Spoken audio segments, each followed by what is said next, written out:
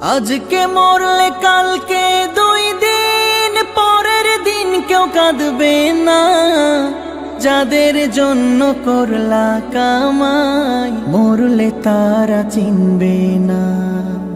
আজকে মরলে কালকে 2 দিন পরের দিন কেউ কাঁদবে না।